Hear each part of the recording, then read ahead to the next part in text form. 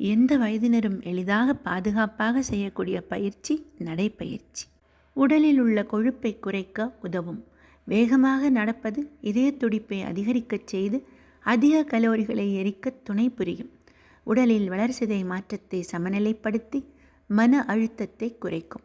இதய ஆரோக்கியத்தையும் மேம்படுத்தும். எந்த வயதினரும் எளிதாக பாதுகாப்பாக செய்யக்கூடிய பயிற்சி நடைப்பயிற்சி.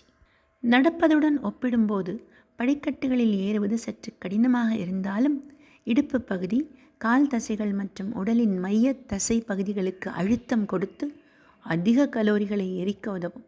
அதனால் வேகமாக கொழுப்பை குறைக்க, கால்களுக்கு வலிமையையும் உடலுக்கு சக்தியையும் கொடுக்க படிக்கட்டுகளில் ஏற வேண்டும்.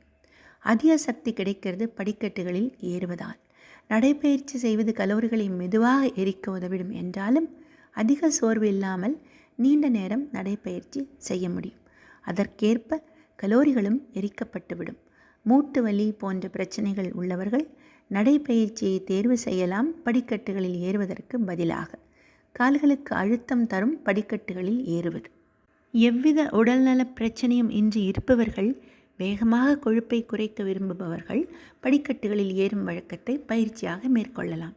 எனினும் ஒவ்வொருவரின் உடல்நிலை, கொழுப்பை குறைக்கும் இலக்கு, வயது மற்றும் ஆரோக்கிய நிலை ஆகியவற்றை கருத்தில் கொண்டு நடைப்பயிற்சியா அல்லது படிக்கட்டுகளில் ஏறுவதா, எந்த பயிற்சியை மேற்கொள்வது என்று ஆலோசித்து சிந்தித்து உங்கள் உடலுக்கு எது ஒத்து வருமோ அது நடைப்பயிற்சியா அல்லது படிக்கட்டுகளில் ஏறி இறங்குவதா தேர்வு செய்து கொள்ளுங்கள்.